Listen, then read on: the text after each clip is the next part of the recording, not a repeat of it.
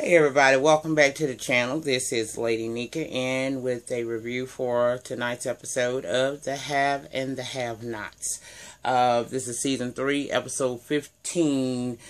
I forgot what it's called, but anyway, that don't matter. Anyway, child, we're gonna jump right on off into it because it was a really good episode tonight, y'all. It gave me I was in here hollering just a few minutes ago, but we started back off at the Cryer household. Y'all know they was at the repairs. They was having the repairs there. And we see Jim and Catherine saying bye to the last of the people that are leaving. And Hannah, of course, has done her due diligence and made sure that everything was sparkly clean for the Cryers. So they tell her, see you tomorrow. Thank you for everything. Hannah was trying to stick around to help out and do other things that were unnecessary. But see, They don't want her there. They want her to go on about our business because you remember they knocked Candace aside in their study. So finally they get her to go ahead on and leave. Like they asked her ass to. So we see Catherine go into the kitchen area and Jim is standing up there having a drink as usual. And Catherine filling up this pot, y'all. I'm like, now what the fuck is Catherine ass finna do? Child. Catherine filled that damn pot up and her and Jim went in there study and she dashed that shit on Candace and it woke her up. And she's coming through talking about you hit me. Catherine say, oh no, I knocked you the fuck out. You know, basically. And they did it because they feel like she's the reason why Amanda committed suicide. They basically in there interrogating the shit out the girl, saying that, she gonna tell them she ain't going nowhere till she tell them. There are jabs and some shade thrown between her and Catherine, because Catherine says she was a stupid slut from the other side of the track. She said, no, I'm a smart slut from the other side of the track. And thanks to your husband's generosity, I now am able to live in much better neighborhoods. Thank you, Jim. But Catherine, they get to it, but that's not the, primary thing she want to know. She want to know, what did Candace do to cause Amanda to have a relapse and, kill herself? Well, they arguing back and forth between the three of them that Candace has done nothing to Amanda. And for some reason, instead of Hannah being gone, Hannah came back, y'all. Hannah then came back through their front door and she hear them in there arguing, but she hear a child too. And she go to that door, to their study, and she telling them, child, she calling Candace's name, and first thing you hear is Jim telling her, go home, Hannah. Now y'all look, let me tell you something. I don't give a damn how much I'm beefing with my motherfucking kid. If I think that my child has supposed to have be gone, or I find out my child is in your house still, and I done left, and I come back there and I hear y'all arguing with them, you're not going to be able to send me to no motherfucking house. I don't give a damn if they grown or not. So I was here for Hannah when she opened that door and was trying to find out what the fuck was going on. Why my child here? And when she opened that door, Candace let them know that, she had, Catherine had hit her upside her damn head. Catherine said she was a slip of the wrist. And basically, she wants to know still, what part did Candace play in Amanda's demise, okay? And they trying to make Hannah leave.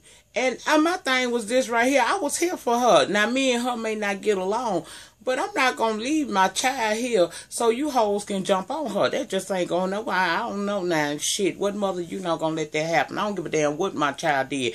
I'm not going to leave my child so that y'all can jump on her. And that shit, I was 100% behind Hannah on that. But Hannah told her, look, you shouldn't have had your ass in this woman's house. This wouldn't be going on if you wouldn't have came. I told you not to bring your motherfucking ass to this woman's house. So Miss Cryer is saying she want Candace to tell her what did she do. She say Amanda was fine until Candace came into her life. And Candace just got tired of being bogarted with questions and trying to not, spill the tea on the real, what really happened with Amanda. So she just tell them straight up, it ain't me you motherfuckers need to be looking at. It's y'all. What happened was her professor raped her. She took a pregnancy test, panicked because she took it wrong, so the results were positive, and she relapsed then. That's what happened to her. You told her in the hospital that she had to do better, and it was nothing special about her. So what she did was, she knew she was failing behind. She went to her professor to ask for some makeup work, and he gave it to her in the form of dick that she didn't want. So that's what happened to your daughter. And at first, Catherine didn't want to believe it. But Hannah said, she telling the truth. And Catherine is like, well, how do you know that she telling the truth? She said, again, this is my child. And that's what I was like. This is my child. Even Jim knew that goddamn Candace was telling the truth. That shit had actually happened. So finally now we back at what happened to the professor. Because man, we ain't seen shit about this fucking professor in a hot minute. But yeah, they know now that that's what the fuck happened. It ain't have a damn thing to do with nothing that Candace was doing. It was because that man did that to her. And then she panicked. And it caused her relapse, child. Well, Jim say he believe her, and Catherine said in her deepest, vengeful voice and face, find that son of a bitch. I ain't mad at you, mama. We would. Well, let's go on over there to Celine's house, child. And y'all, Celine's sons just ain't here for Jim. Do you hear me? That little boy had a TV reporter in there, and of course, along with the TV reporter came a person who administers lie detectors to make sure that the information that he's providing them is true. Okay, so Celine walks in while they interviewing this boy, and he said he gonna expose Jim to the world because he don't need to be in public office. Well, we know that Selena's not going to go for that. Even though Jim treat her like a piece of shit, this bitch is still going to defend him to the end, and she wasn't here for that. She told him, oh, hell no. Get them out my damn house. I don't care why. I don't care how you feel about your father. You're not going to destroy him like that. I'm not doing this. I'm not being a part of this. And the TV reporter people was trying to tell her, you know, that's an important story and all that shit. Celine ain't want to hear that fucking shit. She wants you to wrap your shit up and get the fuck up out of her damn house. Because she ain't at a point where she want to take Jim down. Not yet. Okay? Well, the little boy, well, the dude tell her, I think his name Carlos, say, look here, my mama don't want to do this, so I'm not going to go along with this. And without his consent, they can't use the tape. Well, Celine trying to make the people delete the tape right there. That woman told her, look, now we may not can use this because we have to do it with his consent, but the property itself belongs to us and we don't have to delete it or relinquish it to you. And she left with it. Celine looking crazy, talking about she don't know if she gonna be able to forgive the boy for doing this shit. Well, the next thing, child, we see Veronica get out this car over at Hannah's house. She going to see Benny. She knock on that damn door, child. He walked to that door, give her them keys, and she basically coerced him into letting her in the house. Well, once inside the house, she asking him questions like, did you like making love to me? And then she wanted the boy to tell her, and his old goofy lame ass tender dick, child. I'm telling you, Veronica played that shit like a real cougar. I had to high five that bitch. I ain't no cougar, I'm a poom. I ain't old enough to be a cougar yet, but that's how you do it, bitch. That's how you do it. You make that motherfucker tell you what he liked about what you did, to keep him in remembrance of that shit. Veronica told him, hell, I'm a grown-ass woman. I'm not like these college girls you used to fucking with, so that's the reason why it was so good. And he's telling her, like, you know, I really don't want to be involved with you because you're a married woman. And she go into telling him about how David cheated on her. She called him, and he tried to lie to her face and make her think she crazy. And Benny was like, really, to be honest with you, I ain't got nothing to do with all of that right there. I don't got nothing to do with that girl. All I know is I don't need to be trying to be in no kind of situations with you whatsoever. I done put some gas in this man's truck. I would have washed the motherfucker, but I don't know how your man like his truck washed. And that's when how you know it's my husband's truck. My mama told me. Well, how your mama know? Bitch, she worked for the Criers.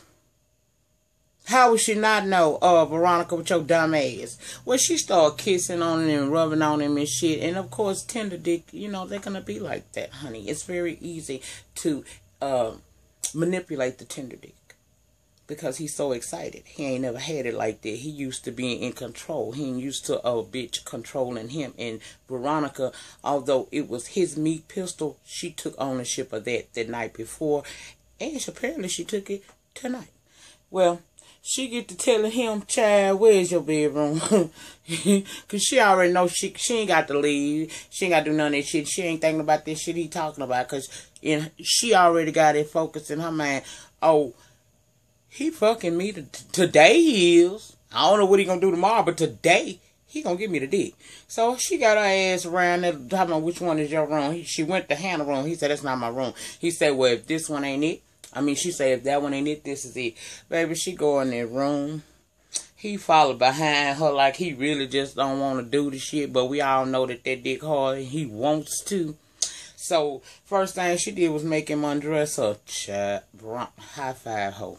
High five. Girl, you came through.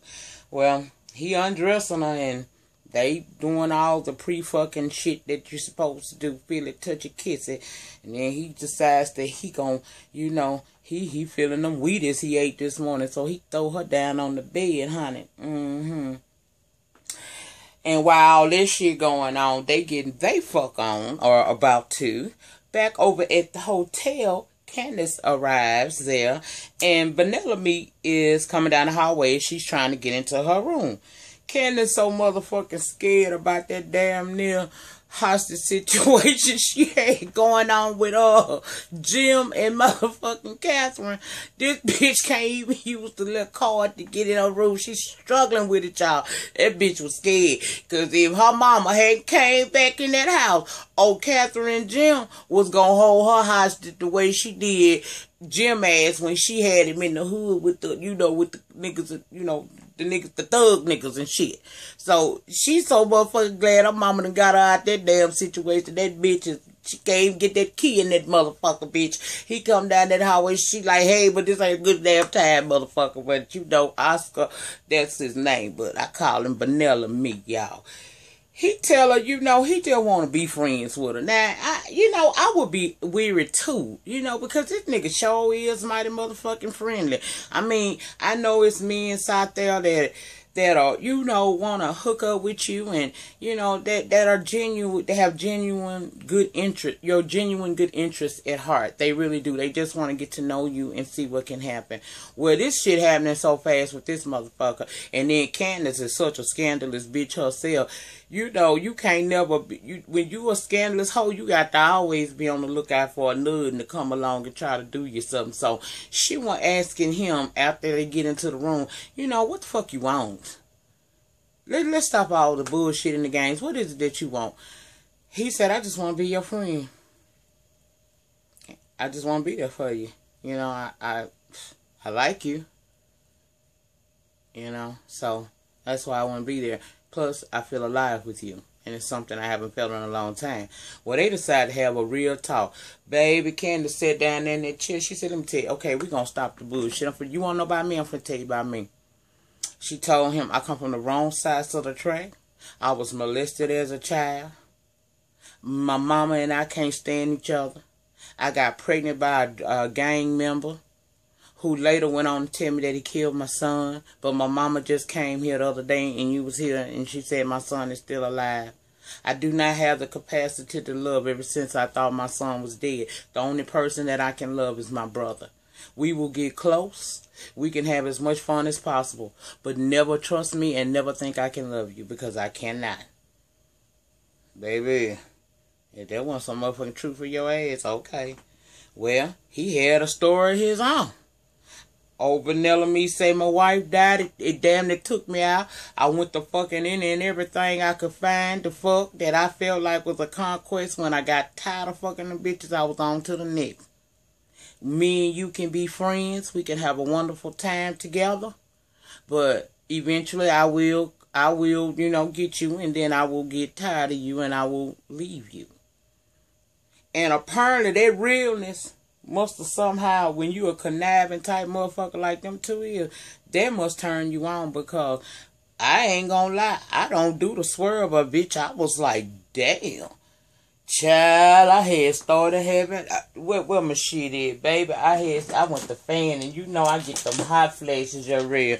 I went to fan, and bitch, I'm like, god damn. These must be the new white boys, because I'm telling you, back in the 90s, the white boys weren't fucking like that. I'm just saying. I'm just saying, America. I'm just saying. That white boy was laying that dick on her, and it was good to her.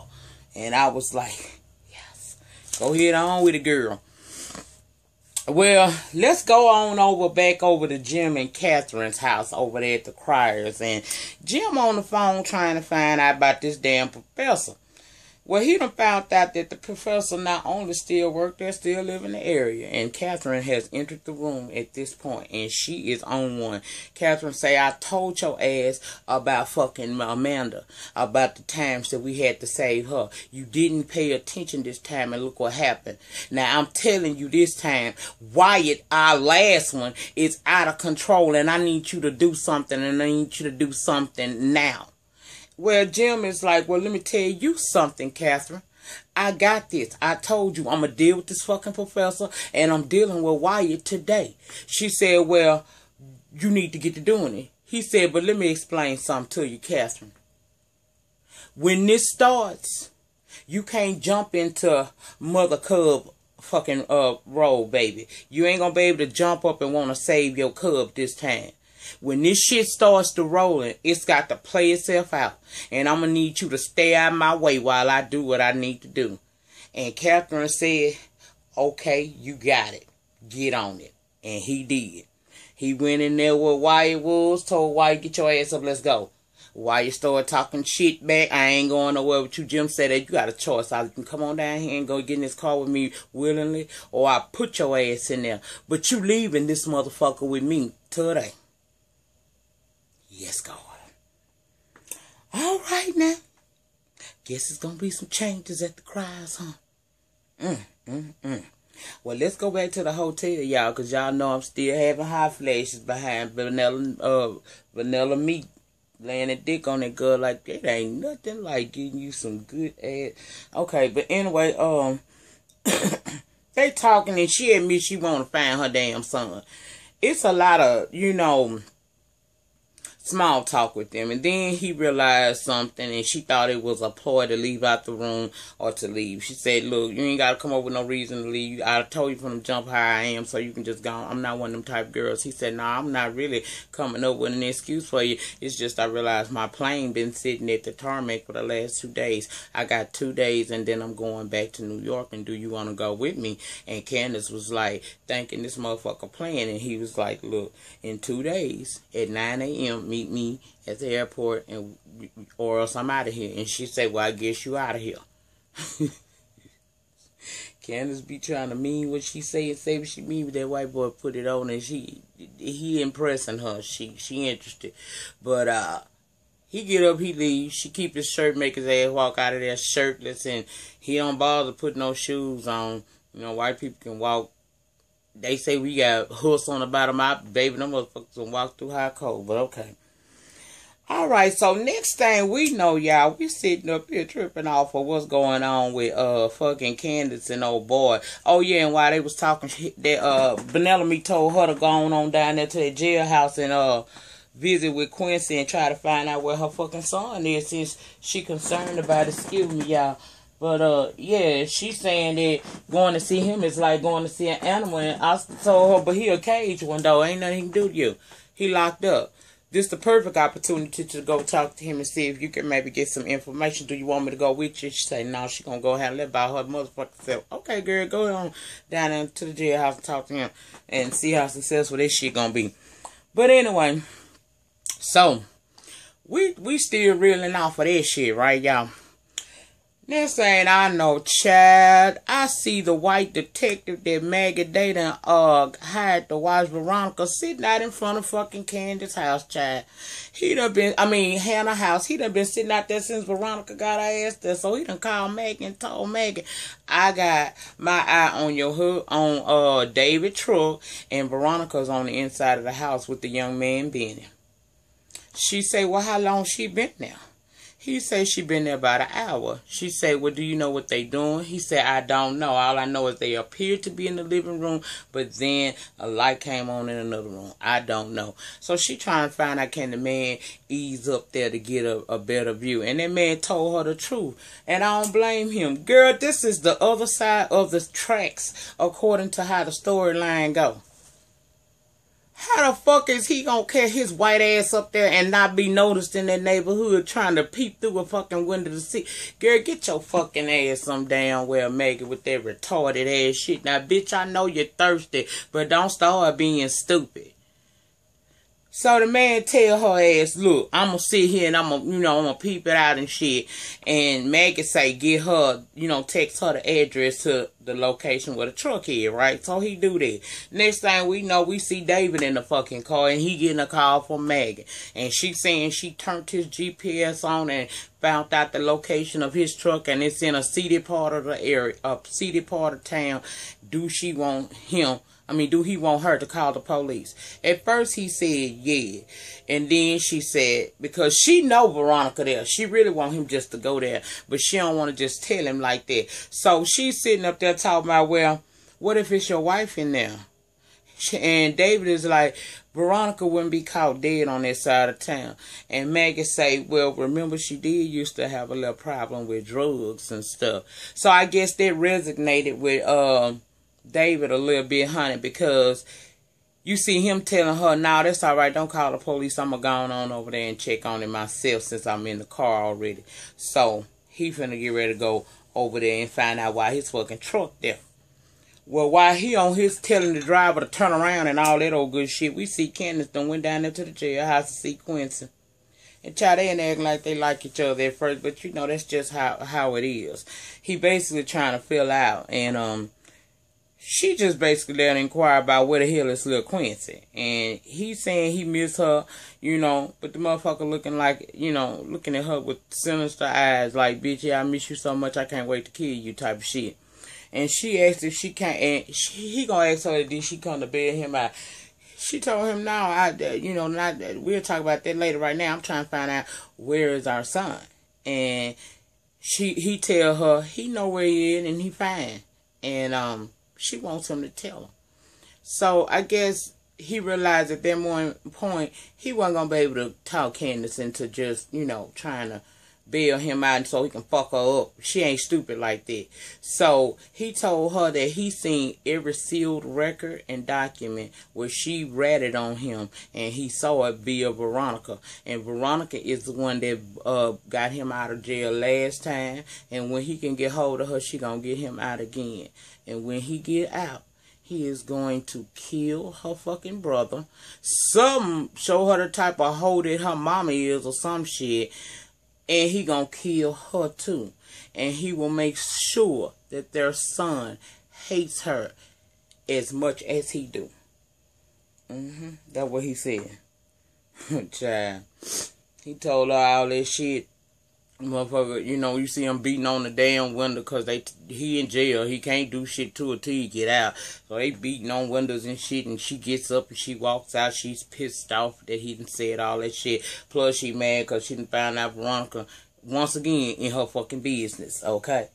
So, child, the last scene of the night, which was the best scene to me at all through the whole show, was we see David pulling up in his little limousine with his driver, and he pull up in front of Hannah's house. Now, he don't know that's Hannah's house, but who coming down the street walking like, oh girl, what her name, Viola David? Boy, y'all, let me tell you something. Hannah walk just like that lady from the Help, that one that say, you is kind, you is smart, you is important.